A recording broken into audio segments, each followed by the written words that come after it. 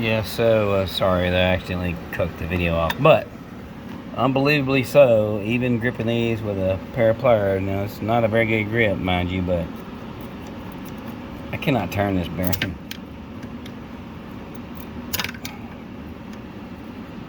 Up, maybe.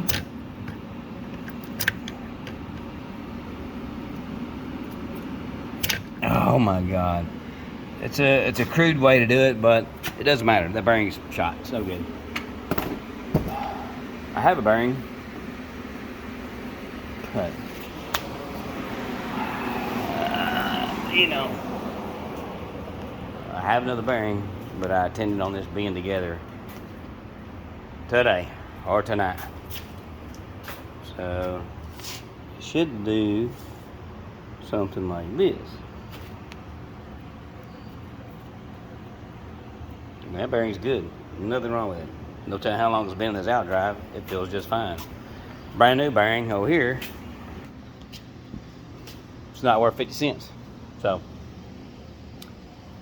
another long, hard day of assembly and disassembly is wasted to someone else's shortcomings. Unfortunately, I did not check that bearing ahead of time because, to be honest with you, I didn't think there was anything wrong with it. 1 hour run time on a gimbal bearing. How is it possible? Other than I had water going through it, you know, but even at that, I just have a hard time believing that you could destroy that bearing in 1 hour. I didn't have water going through it. Sorry, I'm wiping my hands off. Water was going through it because the side of the motor was busted out on that bell. So, could an hour of water running through that bearing destroy it? I guess if it wasn't greased very well, it probably could. But that's a lot of things to go wrong. I know my videos are terrible and too close, so there you go. But that's just a lot to go wrong on a brand new rebuild. I'm struggling day by day to believe this was a total rebuild, and I believe it was charged as a rebuild. I don't believe it was a total rebuild done, because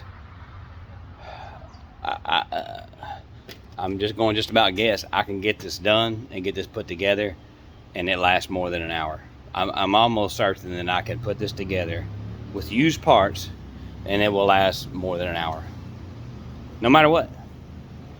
Hell, I think it'd probably last more than an hour with no bellow on it, but we're not gonna do that. So anyway, I'm going to try to look it up and see what it's going to take to change this bearing out. I think it's just a big spanner nut. Unscrew that.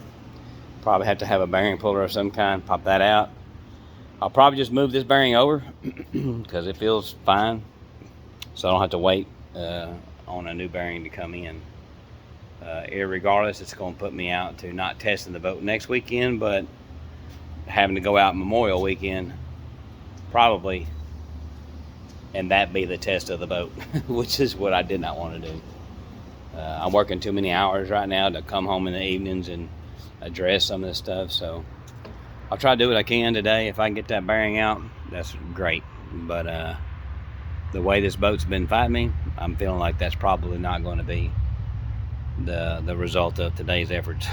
But maybe so. Anyway, y'all have a good one, and I'll catch you next time.